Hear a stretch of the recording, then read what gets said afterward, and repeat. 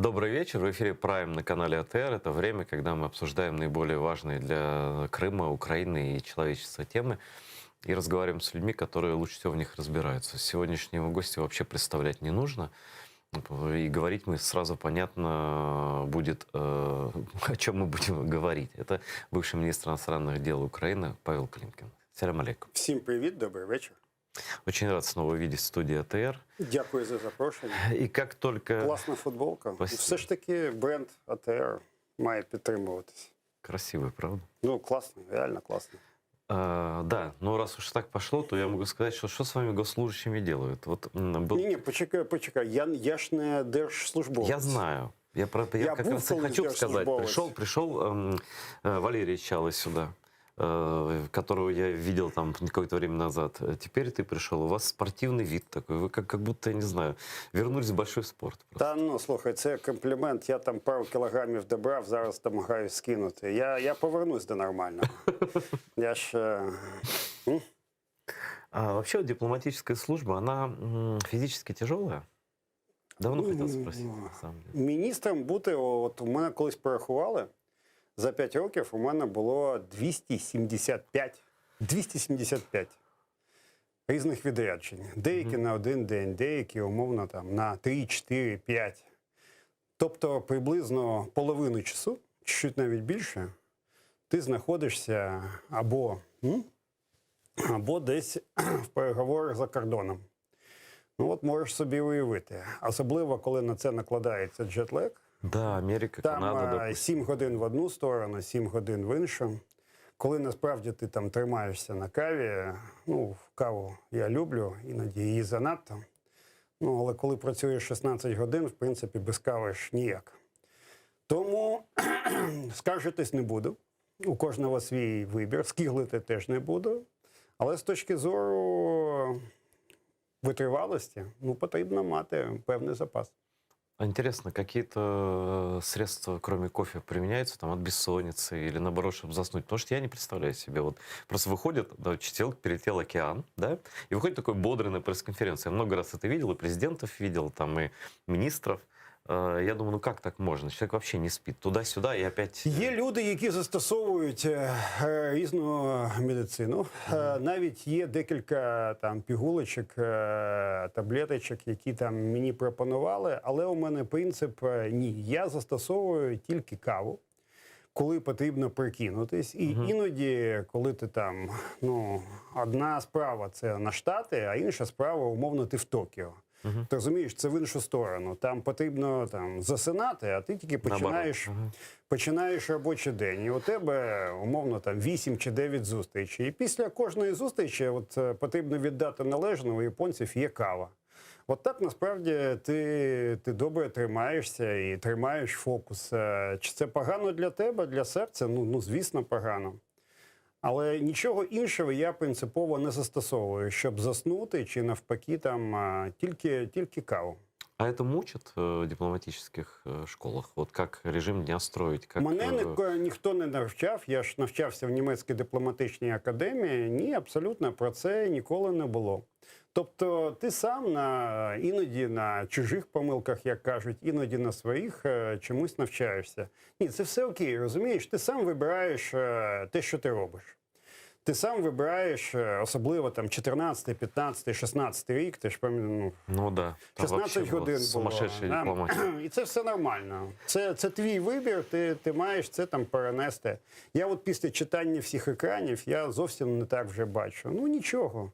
Врешті-решт, це все не так критично. А все-таки без очков? Очков ти не носиш? Ні, я читаю, а так же ж бачу. Тебе бачу, що не менше, не хвилюйся. И я тоже, хотя стал хуже видеть, тоже значительно. Тебе бачу. Ну хорошо, раз мы один другого видим, и нас еще видят тысячи зрителей, тогда, ну ты сам упомянул Германию, немецкую академию, вот с Германии мы, пожалуй, и начнем. Тем более, что ты послом был долго в Германии, эту страну ты точно знаешь. Ні, ну довго ні, я був менше 2 років, але до цього працював також в Німеччині, у мене там... Багато друзів ніколи не буває, але друзі є. Можна сказати, що Німеччину розумію краще, ніж інші країни. Вот. И, конечно, вот эта очередная волна, что зрада, все пропало. что Трамп не снял санкции с немецкой Байден. компании. Как я Ну, це могу по Фрейду нормально йде. Нет, это же может и вернуться, поэтому я не хотел бы. Значит, зачеркиваем Трамп и пишем Байден. Значит, Байден не стал применять санкции к немецкой компании, и начали говорить, что все, как бы Байден сдался, типа сейчас они с русскими договорятся, будет мюнхенский сговор на встрече, так сказать, Байдена с Путиным уже, да, и поток достроит, и все. Это с одной стороны. С другой стороны, другие оптимисты говорят, что все не так, что на самом деле выборы в Бундестаг осенью, и там имеют шанс зеленые хорошие какие-то шансы, опять я не знаю какие, и которые категорически против Северного потока-2. И что сейчас вот какая-то тактическая игра идет. Разобраться в этом абсолютно невозможно. Ти за кого? За оптимістів чи песимістів? А потім я тобі скажу, за кого я. Ну, чесно Это ж что, мы в розмова. футбол, что ли, играем? Ні, ну все ж таки, от ти за кого? Ну, Ти я- вважаєш, що це зрада, чи шанс у нас є Я і він считаю, реальний? что шанс є, він залежить від нас просто. 100%. Слухай, от ситуація яка? Насправді це проблема. І це реальна поразка нашої зовнішньої політики. Ми не програли війну стосовно Північного потоку. Але ми програли цю битву. Для нас тримати санкції, звичайно, було б краще. Що вирішив Байден? І це не пов'язано з останнім підняттям ставок Путіним навколо наших кордонів. От мене часто питають, зв'язано, кажуть, посередковано все в світі пов'язано. Але розмови про це почалися з самого початку каденції нової адміністрації. Яка логіка цієї адміністрації? Ми маємо встановити з німцями, зокрема, але також з Європейським Союзом реальний, не якийсь там в загальних рамках, але реальний діалог стосовно енергетичної безпеки. Ми не можемо дозволити собі санкціонувати компанії, які зареєстровані в Європейському Союзі. Якщо ми це будемо робити, це проблема для довіри і солідарності трансатлантичної. От Трамп значною мірою зруйнував солідарність між Сполученими Штатами і Євросоюзом. Я не кажу, правильно він робив там щось таке чи неправильно, торговельні війни, накачував, пам'ятаєш, 2% у кожного по НАТО. Я просто кажу, що атмосфера довіри значною Була мірою подорвана. була зруйнована. Що відбувається зараз? Нам потрібна ця солідарність? Абсолютно. Слухай, якщо більше солідарності між Штатами і Євросоюзом, це Кремлю в мінус, нам в плюс. Конечно. Погоджуєшся? 100%. Погоджуєшся. Цель Кремля – разрушение этой 100%. солидарности совсем. На Да. перспективу теж. Але будь-яка солідарність чогось коштує. Вона не безкоштовна. Нам би хотілося б, щоб ми ж реально знаходимося в стані війни з Росією. Нам би хотілося, щоб все приходило так. Але світ так, на жаль, не працює.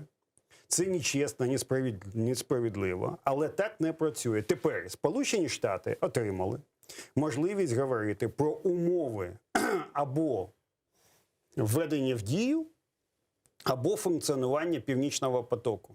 Тобто своїм рішенням Байден сказав, я не накладаю ці санкції, але я частина всіх подальших переговорів. Зараз німці, і це радники Меркель з економічних питань і зовнішньополітичних питань поїхали до Вашингтону напередодні зустрічі Путін-Байден. До речі, я б хотів, щоб наші там були. Я не знаю, чому і там складається, не складається. Це хай вони вже відповідають. Це ж разом потрібно починати. У нас зараз є шанс говорити. Це буде непроста розмова. В форматі ми, американці, Німеччина і Єврокомісія. Основні гравці. І потім, коли ми погодимо позицію, коли в нас буде стратегія, сценарії, ми маємо надіти це на голову Росії. Це буде непросто. Воювати проти чогось завжди, я не скажу простіше, ніж воювати за щось, за складні компроміси. Але компроміси потім складно пояснювати людям. Воювати – це завжди популярно. А потім, коли пояснюєш, а врешті-решт ми пішли на такий компроміс. Люди кажуть, ну окей, компроміс, але чи не є це поступка, відповідно, Росії? І от ця межа між компромісом і поступкою, розумієш мене, вона дуже непроста. Как ее определить? Вот О, Вот, да. Тому для нас важливі, навіть якщо Північний потік запрацює, а шанс зупинити його ще є, оскільки штатичні стали фанатами, прихильниками цього потоку, вони будуть послідовно бити. Але зараз можлива нова коаліція після виборів вересневих в Німеччині, як ти і сказав. Дуже ймовірно, не 100%, але дуже ймовірно, що частиною цієї коаліції стануть зелені. Зелені проти потоку, ну зрозуміло. Вони категорично проти. Я просто хочу... Але, слухай, ну вони категорично проти. Але чи можуть вони зупинити добудову? Це ж юридичне питання. Потрібно платити, там виникають санкції, виникають форс-мажори. Це потрібно все дивитися. Ми ж з тобою не бачили юридично ці всіх договорів про побудову Північного потоку. Тому чи зможуть це зробити зелені на 100%? В цьому впевненості немає. Але вони спробують. Та я якраз, от ти згадував, що я в Німеччині працював, коли я приїхав в 97-му році, там у кожного дипломата була відповідальність за свою партію. І у мене одразу з'явилися зелені. І з 97-го року у мене там дуже багато добрих приятелів і друзів. Ну так от саме склалося, що з зеленими у мене там, не тільки з зеленими, але саме з зеленими, от такі суперові відносини, вони думають над цим. От я просто можу від них сказати, вони думають вже тривалий час, яким чином в коаліційну угоду, якщо вони стануть частиною коаліції, записати, як пригальмувати або, як найкраще, вистрибнути з цього проєкту Північного потоку. Або, якщо не вийде перше, то, відповідно, жорстко обмежити функціонування. І забезпечити, щоб у нас були бетонні, я підкреслюю, бетонні гарантії, як воно працює у нас. Щоб, ну, ми ж знаємо, там, Туркменський газ шов, потім вибух, ну, випадковий, звичайно, вибух. Так. Ми знаємо, як там робиться це. Ж не знаю, там ГРУ, у них ФСБ, у них багато всього. Але ж вони і у нас так можуть зробити. Звісно. Це одна із угроз, які говорили вслух. Тому, да, як от зараз і Роберт приїжджав, Роберт Хабек, обговорювалися різні варіанти. Я просто на камеру не буду називати. Він співголова. У зелених дуже цікаво. У зелених завжди це чоловік і жінка, щоб підкреслити. Давно, да? І завжди, ну, там два таких фланги, один більш такі ліві, ну такі, знаєш, такі, ну, а інші більш, вони називають реалос, реальні. І у них такий баланс, чоловік-жінка і два фланги партії. Це дуже цікавий баланс, він непогано розуміється на зовнішній політиці, навіть є конфігурація, за якою він може стати міністром закордонних справ. Хоча поки що про це там ніхто там відверто не каже. І думаю, що зелені це серйозно спробують зробити, але 100% впевненості, що вони це зупинять, 100%, я підкреслюю, теж немає. Але американці своїм рішенням забезпечили собі карт-бланш в обговоренні. Без них, без обговорення з ними умов, вже процес ніхто не запустить. То есть они могли просто отвернуться, да, и бросить, сказать, мы накладываем санкции на ваши компании, на все, и смотрим вот так на вас, да? А американцы выбрали влиять. Вони вибрали гру. Вони грають в цю гру. Вони теж будуть підвищувати ставки. У них з'явилося питання в розмові. Ну, раніше це хто визначав? Формально. Якщо б вони зробили санкції, ну, якимось чином воно все відбувалось добудова. З німцями були б проблеми. Ну, звичайно. Оскільки в Німеччині, чесно скажемо, і серед християнських демократів, особливо там соціал-демократів, є бажання добудувати потік. У них аргументація проста. Так, оця Росія путінська, вона погана. Ми прекрасно розуміємо. Путіна ми теж розуміємо. Але краще ми його через газ для себе прив'яжемо, зробимо хаб газовий в Німеччині і будемо тут якось тримати його. Я вважаю, що насправді оця логіка, яка йде, знаєш, до Брежнівського СРСР, 70-ті роки, східна політика, ні, спрацювала. Я тільки от німцям кажу, ну якщо ви думаєте, що путінська Росія схожа на Брежнівське СРСР 50 років тому, то ви не в тій реальності. Вони, хтось слухає уважно, хтось каже, ну, Павло, ну от все ж таки, на що робити Путіну? Йому ж потрібно продавати нам газ, а тут ми будемо його от так тримати. Я кажу, ну окей, ви тримаєте його, давайте. Але тим не менше, у нас є гра, вона дуже непроста. В неї потрібно дуже добре зіграти, так, щоб ми були там гравцем, щоб все не відбувалося через нашу голову чи за Как нашою сделать спиною. так, вот именно, чтобы нас не выкинули из этого процесса онлайн? Вот просто завтра скажут, а вот теперь так, а мы такие, оба. Ні, ну ти онлайн не ображай. Онлайн насправді, щоб нас просто не викинули від процесу. Ситуація така: потрібно з американцями і з німцями серйозно розмовляти. Можна також розмовляти з Європейською комісією. Для Європейської комісії теж не цікаво, щоб Газпром і Росія порушували правила і То конкуренції, есть все-таки і они енергетичного понимают, что ринку. угрозы есть. Та, ну, звичайно, Монопольного слухай. шантажа, там всяких... Ну, звичайно. А тут же ж у нас виникло нове питання. Тут у нас Лукашенко там вже не диктатор, а злочинець, якому руку подавати, ну, я не знаю, там Путін йому ще подає руку, хто йому ще подає руку в цьому світі, ну, думаю, що ніхто. А це означає, це теж ще не певно, але дискусії такі ведуться, і що може зупинитися транзит через Білорусь. Якщо зупиняється транзит через Білорусь, поки що я не бачу в Європейському Союзі на 100% політичної волі це зробити. Але я б це зробив. Знаєш, от за те, що він зробив, ну він точно це там, я не знаю, це підстава з боку Путіна, чи це Какая він разница? там Ну, формально это сделал он. Да. ми з тобою там це не впізнаємо, але фактично це Лукашенко для всього світу. Це Лукашенко. І, до речі, він слабак. Ну реально, якщо він там хапає Протасевича, який починав Нексту, і це для цього там винищувач чи піднімає літак, ну слабак, правда? Але таке, тепер, якщо зупиниться транзит через Білорусь, тоді виникне ще додаткова гра. А Байден, і це вже сказано в адміністрації американській, буде розмовляти з Путіним не тільки про Україну, а й про Білорусь. Тобто з'являється для американців додаткова гра, і у них є можливість тиснути і казати, ну окей, будеш себе, закриємо не тільки повітряний транзит. Ну, повітряний транзит що таке там? Ну, это пассажиров касается. 100 мільйонів доларів там втратить там Білорусь. А от якщо газовий, ну це вже серйозно.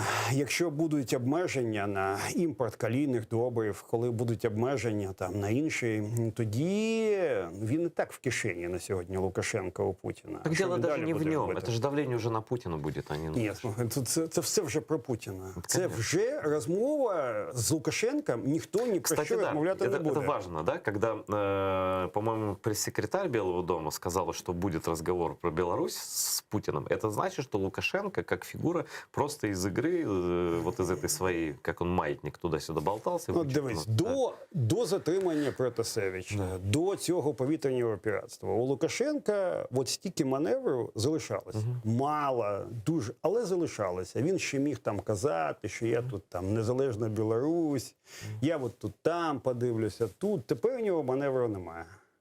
Тепер у нього взагалі жодних шансів, і він тільки Путін. От я десь бачив це фото, жалюгідне фото, коли Лукашенко з сином і Путін там, де вони там, в Сочі За десь. столом, по-моему, в Сочи. Ну так якось виглядає, ну зовсім, як бідних родичів приймає. Путін, він вміє це показати.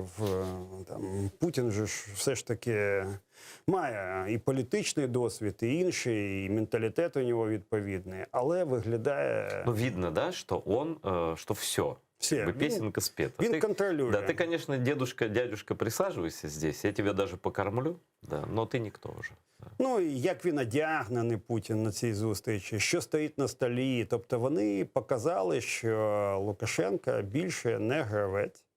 Ну і ми ж прекрасно знаємо, хто озвучує думку Кремля, якщо це не хоче озвучувати Песков. Це у нас Жириновський.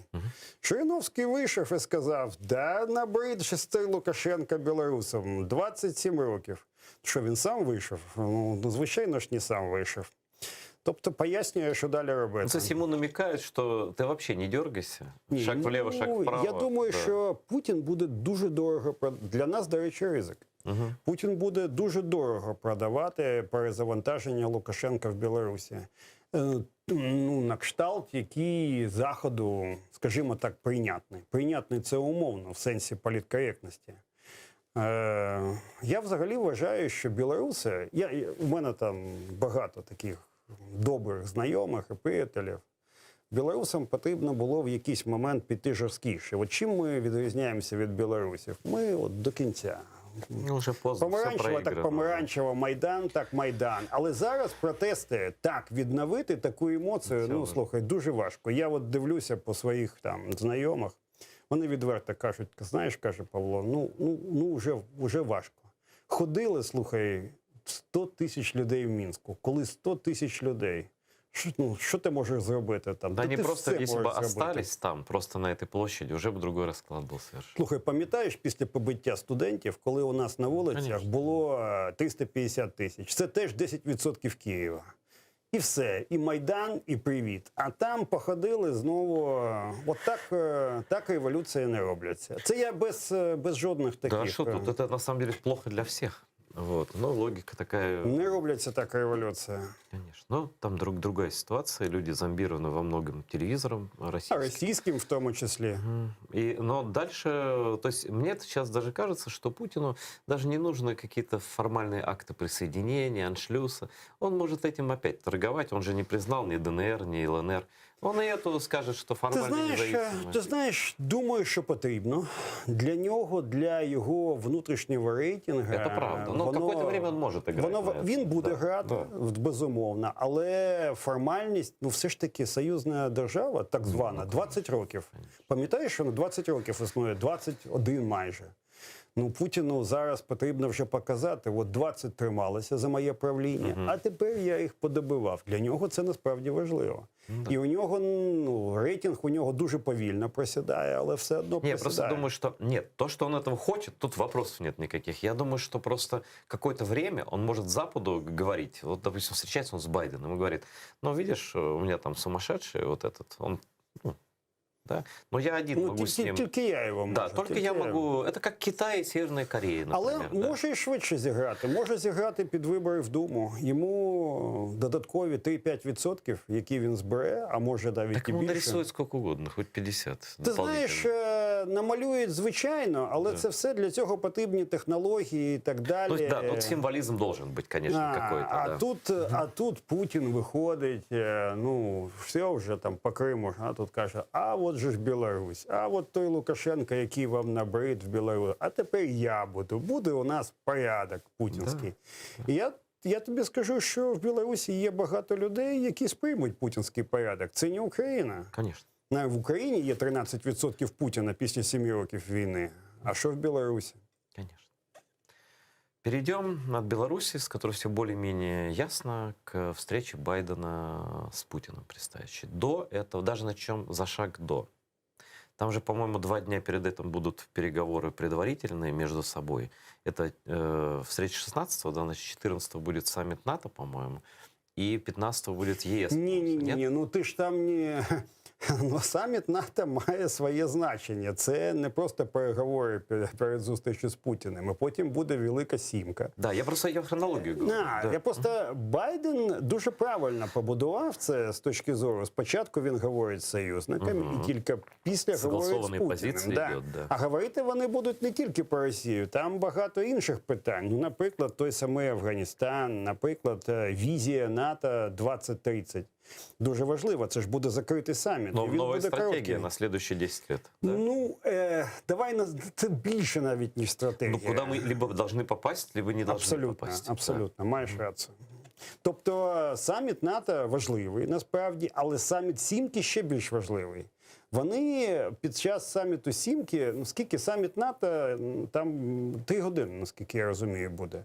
Ну, будуть двосторонні зустрічі, це все. Для чого саміти? Саміти для того, щоб сказати, домовились і між собою поговорити. А от саміт Сімки, щоб дуже серйозно обговорити всі питання. І я думаю, що Північний потік буде вже на рівні найвищому обговорюватись під час саміту Сімки.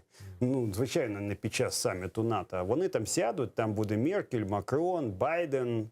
І серйозно поговорять по позиції стосовно Росії. Там буде погоджена 100% позиція Середня Азія, Афганістан. Там буде 100% спільне бачення стосовно Китаю, яке всіх цікавить, там, включаючи японців, всіх.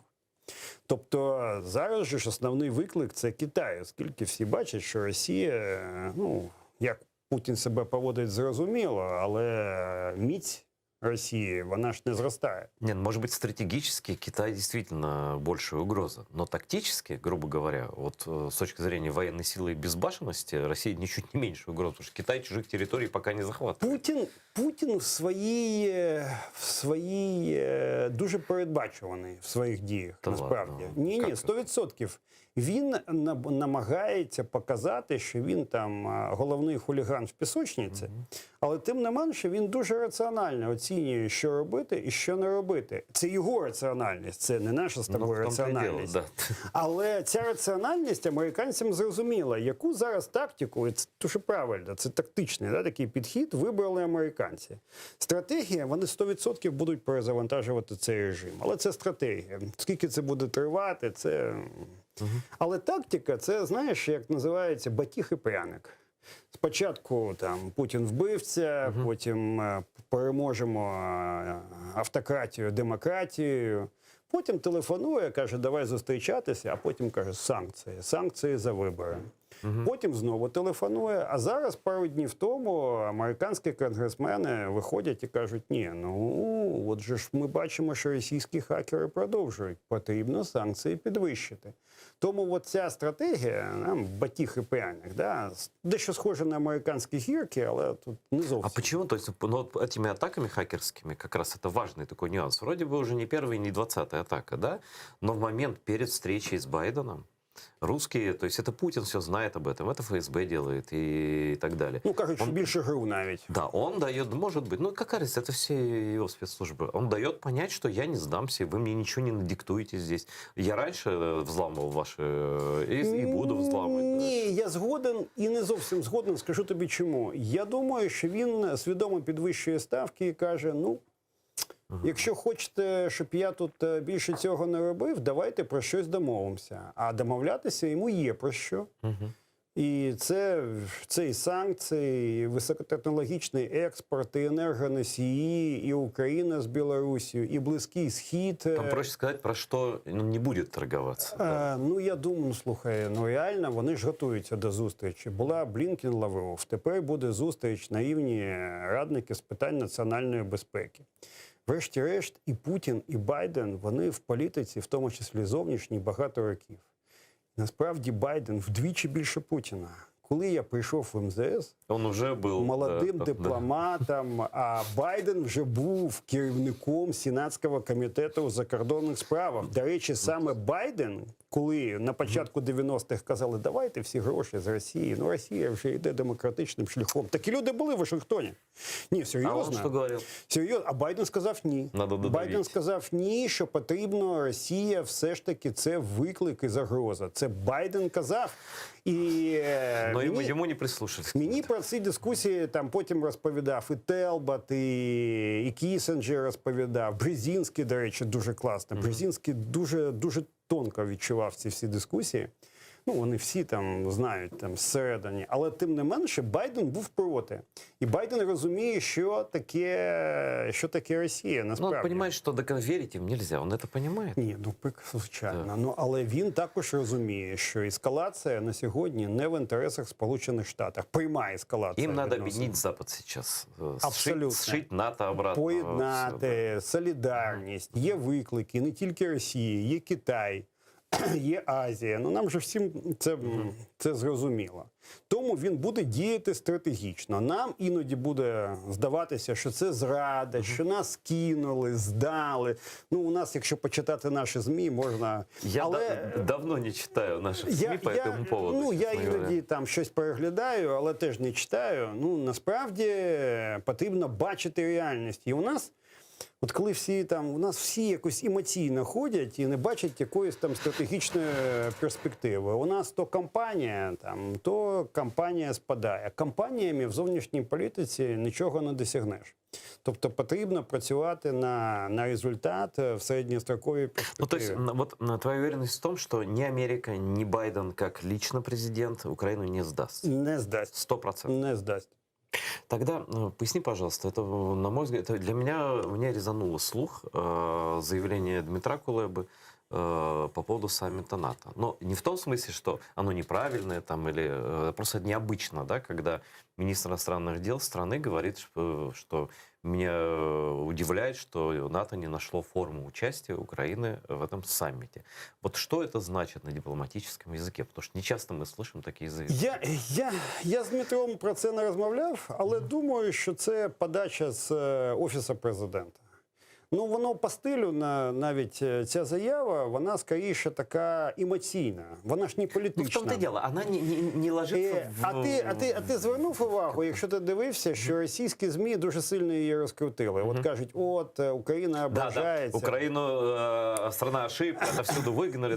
Я насправді вважаю, що тут більше емоцій, ніж політичного сенсу. Була вот это Цель сказати, що незапрошення України після того, як Росія підняла ставки максимально, це є проблема всередині для Зеленського, взагалі української влади, оскільки українське суспільство не бачить взаємодії з НАТО. Ми хотіли передати цей сигнал. Його можна було передати іншим шляхом. Да, і не публічно. Чому? Можна було і публічно, але іншим. Чому саме так, я не знаю. Це ж питання не до мене. Но это точно не эмоции. Это я уверен, что это, если мы не знаем точной цели, но это продуманное заявление. Дивись, я не верю, что от это з случайно. НАТО, там, от стільки, нас запросили, не запросили. Те, що нас не запросили, це, звичайно, не є хорошою історією. Але це не головна проблема, це не найгостріша.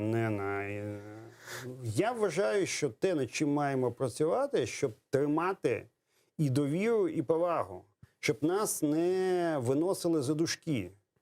От санкції по Північному потоку. Так, це боляче, звичайно, але тим не менше, от для мене боляче, що з нами не порадились, взяли і зняли. І був Блінкен і так далі. От це мене дуже турбує. Головне, щоб це не стало системою. Я думаю, абсолютно. І я вважаю, що нам потрібно... Зараз Північний потік. Тут ти бачиш там море розмов з американцями, з німцями саме з цього приводу, якісь візити і так далі. От я цього не бачу. У нас от зараз всі кажуть, а як Байден піде розмовляти з Путіним? Ну, я дуже сподіваюся, що він порозмовляє з Зеленським. Там, особисто, там, по телефону, це вже там техніка, хай вони там погоджують. Ну, я дуже сподіваюся, що це потрібно пробити і це вкластися. І я думаю, що американці це розуміють. Ну, але підготовка цього. От американці з росіянами готуються зустрічі, великі порядки денні, а от що там, а що там. А ми як? От ми як готуємось, ми як доводимо до них? В этом публічно нічого не известно. Ну, слухай, тобто деякі речі потрібно робити конфіденційно, без питань. Але деякі речі, от німці ж їдуть там на рівні радників, тобто деякі речі вони зрозумілі. І мені потрібно, щоб була система відносин, довірливих відносин и відносин поваги. Вот це я хочу Тогда бачити. Я по-другому сформулирую. А что, на твой взгляд, мешает полному доверию между нашей администрацией и администрацией Байдена? Я вважаю, що перше, чітке розуміння, що і як ми хочемо. Оскільки, ну, от пам'ятаєш цю хвилю навколо ПДЧ? Я от реальний фанат НАТО, фанат ПДЧ, всім казав, люди, ну зараз не є момент суперсприятливий для ПДЧ. Я дуже хочу, щоб нам, я це бив в цю точку стільки років. Але європейці багато, вони кажуть, ну, от якщо ми підемо цим шляхом, це ж призведе до ескалації з боку Путіна. Да, ми опять злить будемо Росію. І це знову таки, але реально він намагається показати, що Україна вразлива, що от він намагається це послідовно показати. І для значної частини європейців ми цих аргументів, що це збільшить нашу безпеку і спільну безпеку, не знайшли. Вони вважають, що Путін, ну, як ти сказав, да, вперед, як у них там іноді кажуть в цій країні, без баяна, чи як, я не пам'ятаю, було таке, да? І піде вперед, і буде робити все, що завгодно, і ще буде підтриманий російським суспільством, ще й розкрутить кампанію. Тому, насправді, рух до НАТО нам потрібно системно продовжувати. Але чи потрібно нам було піднімати таку кампанію, а потім її, значить, зараз притлумлювати, і нема кампанії? От це питання для американців. Американці кажуть, а для чого? Ну, з тими, з ким я спілкуюсь в Вашингтоні, там люди. А для чого ви це зробили, люди? Ну, для чого? Покажіть. Ну, ви ж можете якось... То есть они не видят последовательности, я правильно понимаю? Вони хочуть бачити в нас надійних партнерів, які розуміють ціну своїм словам, ціну своїм деклараціям, заявам, діям. І от це насправді для американців критично важливо. Це не значить, що от знову таки, що нас там не люблять, та нас кидають, що це проблема якимось особистостями конкретно. Це проблема взагалі в тому, щоб американці розуміли, ми надійний союзник, ми погоджуємо свої дії. Погоджуємо, не в сенсі погоджуємо от так от, а говоримо про це, координуємо їх, оскільки... А от насчет особистості. Мені казали, ну така інформація неофіційна, що деяких наших чиновників просто вичеркивали со встреч з американськими гостями. Ти знаєш, я на щастя, я тут чесно кажу, на щастя, не брав участь. У мене є можливість поговорити з американцями спокійно, за межами будь-яких візитів. Я це ціную. І це суто особисті відносини. Я це роблю там неофіційно. Понятно. Коли ми там говоримо стосовно Донбасу, от я вважаю, що нам потрібна зараз абсолютно нова стратегія.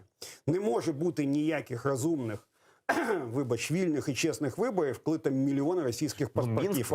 Мінськ вообще все, крест. Нема ніякого Мінська. Причому це позбавлена сенсу дискусія. Хороший він, поганий. Тобто все, ми вже проїхали. Потрібна нова стратегія. Це не проста логіка. Звичайно, там частково, не прямо, але опосередковано санкції прив'язані. Це потрібно вести цю дискусію. Але нам потрібна нова стратегія. І я вважав, що потрібно сказати, як ми бачимо цю нову стратегію до зустрічі Байдена, щоб її передали Байдену, щоб він розумів, що ми бачимо, які сценарії, і на що ми готові, оскільки американці ж кажуть, і відверто абсолютно, от таких прямих, вони кажуть, ну окей, ну от у вас там є, але ви можете сказати, що ви зробите потім, що ви не зробите, оскільки буде ж хвиля емоцій всередині країни. Путін же ж може грати на роздмухування громадянського конфлікту. Так це його головна мета.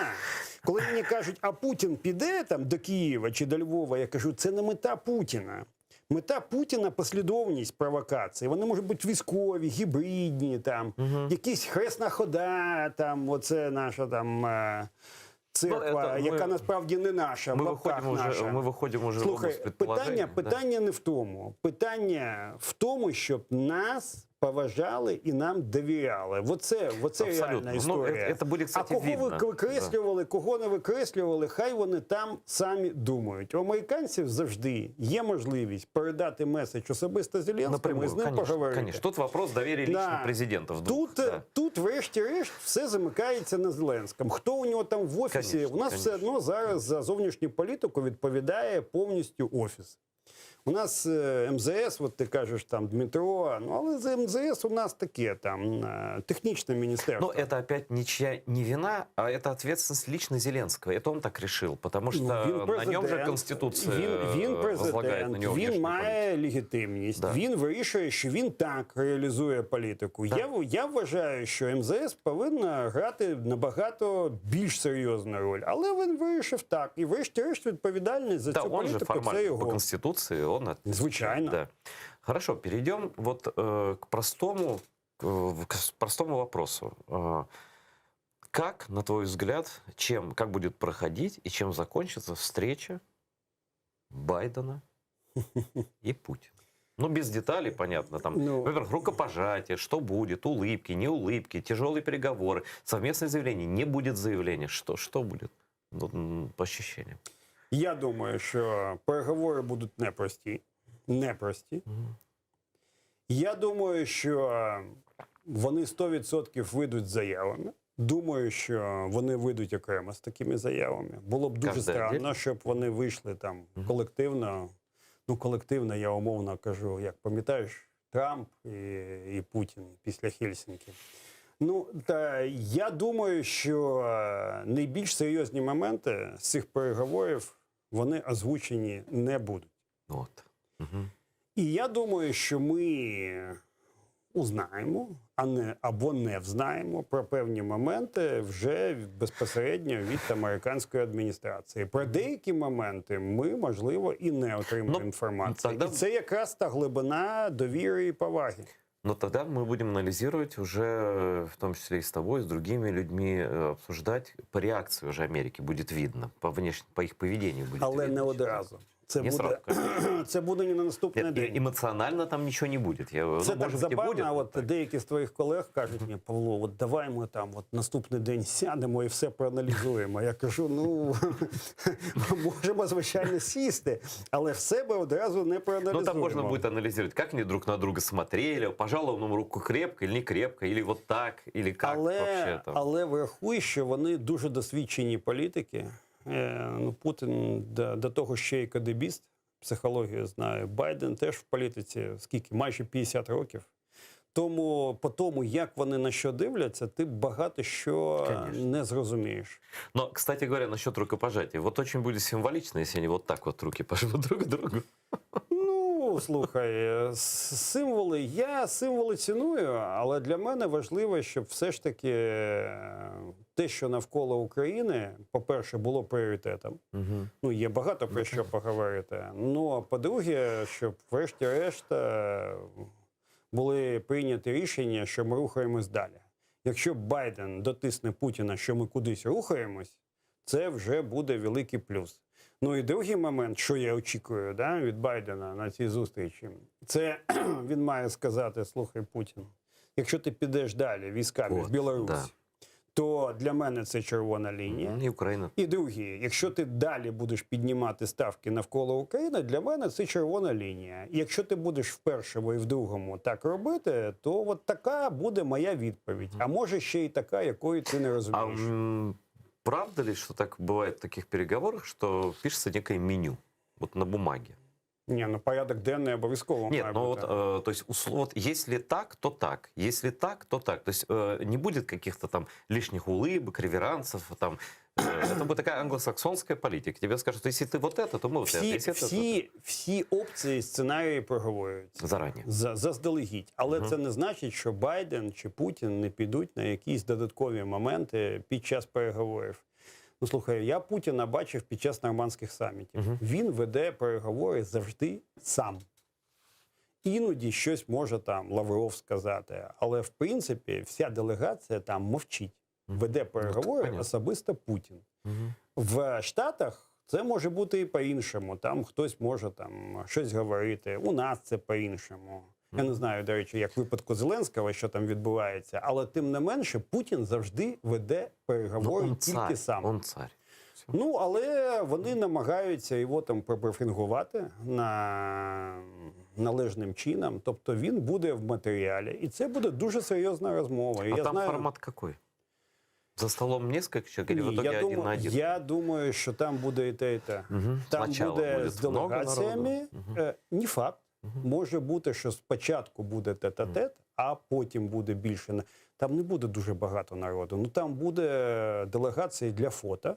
Ну, я про це. А потім вони розходяться. Реально буде тет-а-тет і буде вузький формат. Ну, наприклад, там 1+2, 1+3. В присутності міністрів і там, радників з питань національної безпеки. Вот ты можешь, как опытнейший человек в дипломатии, сказать, вот даже по длине переговоров, как они проходят? Ну, звичайно, Блінкен, Лавров. Зустріч планувалася, не знаю, можна говорити, можна, 1:45. Напевно, відбувалося набагато довше. Думаю, що зустріч Байден-Путін теж буде довше. Це ж серйозна розмова. Тут вже ніхто часу не шкодує. Байден достаточно жесткий, чтобы не только для интервью, там, убийца, да, чтобы ему в глаза сказать: я знаю, кто вы такой, мистер Путін, я знаю, чого ви хотите, і я вам... Він буде говорити жорстко, але коректно. Нет, ну я же говорю, что он там тоже там, на букву F слово говорит. Жорстко. Да. Жорстко. Байден може говорити. Ну, от, я ж бачив Байдена під час різних переговорів. Байден дуже чітко говорить. Він ніколи не говорить отак. Це про це, да. Ну і він зараз президент Сполучених Штатів. Він має так говорити. і у нього є емоція стосовно Путіна і стосовно цієї Росії. Він прекрасно розуміє, з ким і з чим він має справу. Тобто у нього там жодних ілюзій немає. Є Макрон. Я з повагою ставлюсь до Макрона. Я з повагою ставлюсь до його бажання знайти якийсь компроміс. Ну, сколько можна искать компроміс, але його вже і пінками. Але я так всім уже. кажу, що цей компроміс, ну, кого я знаю в Парижі, там, хто радить Макрона, що ви цей компроміс, там, де ви його шукаєте, не знайдете. Він можливий, але там, де ви його шукаєте, ні. Ну, хтось починає розуміти, хтось ні. Але Байден дуже чітко розуміє, про що йде мова. І Путін, він поважає тільки силу. І Байден це розуміє. І Байден він поважає китайського лідера, він поважає тих, у кого є сила і хто впевнений в собі. Я думаю, що Макрона і Меркель він теж поважає. Не так, як Байдена, але поважає. Как в случае там, резкого противостояния России и США, ухудшения, да, отношений и так далее, поведет себя Китай? Я насправді думаю, що китайцям вигідна ця конфігурація. Китайцям вигідно, щоб їх основні суперники себе послаблювали. Естественно. Пам'ятаєш, є велике таке і дуже цікаве прислів'я китайське. Коли ти хочеш перемогти дракона, маєш замиритися з тигром. Угу. Ну, це відповідає китайській філософії. І я думаю, що для Китаю послаблення ключових... Він дуже хоче воювати зі Штатами, воювати не в прямому сенсі руками Росії, ну і, звичайно, навпаки. Йому потрібно виграти з цього. Ну і Китаю не байдуже Україна. Я скажу чому. Для Китаю подальше просування в Євросоюзі не є простим, оскільки зараз слідкують за китайськими інвестиціями, китайські технології обмежують, от 5G, Huawei. А, кстати, Беларусь теперь для Китая закрыта фактически? Она не может быть хабом с Европы, как хотели там китайцы строить? Ну, тут подивимось, Да. але тим не менше шанси набагато менше. Ну, а в Росії бояться Китаю. Реально є острах стосовно Китаю. Тобто, де платформа? Це платформа ми і Туреччина. Угу. Тому навколо Чорного моря виникає геополітична конструкція, в якій реально Китай зацікавлений. І з китайцями ми маємо працювати. Но Китай не станет открыто на сторону России. А він і не хоче цього. Він вважає, що він завеликий для того. Він вважає, що він існує в вічності. Завжди існував і буде існувати. Да, там своя ментальность, свой китайский мир, который Дуже цікаво, гораздо до даже речі. менее понятен Але нам, з чем даже китайцями, русский з мир. китайцями маємо працювати. Спасибо, Павел, что пришел. Всегда не хватает времени на общение с тобой. Много Ні, все стало нормально. ясно. Дякую за хорошу розмову. Завжди дуже приємно поговорити. Ну і тримаємо кулаки за Ну, АТР. может быть, тогда, спасибо, может быть, тогда через какое-то время, когда станет более понятно, обговорим результаты не на следующий день, но обговорим результаты саммита НАТО и встречи Байдена с Путиным. Спасибо. Давай. Чок сал. Всім успіхів. Спасибо всем, кто смотрит АТР, кто поддерживает нас через Patreon, другие возможности используют, чтобы поддержать свой канал.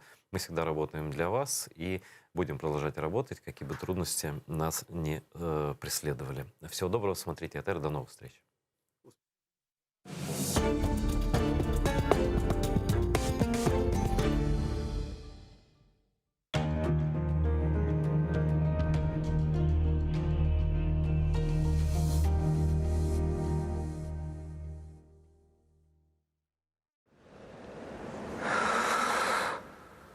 Eşitesiniz mi? Meni unuttunuz mu?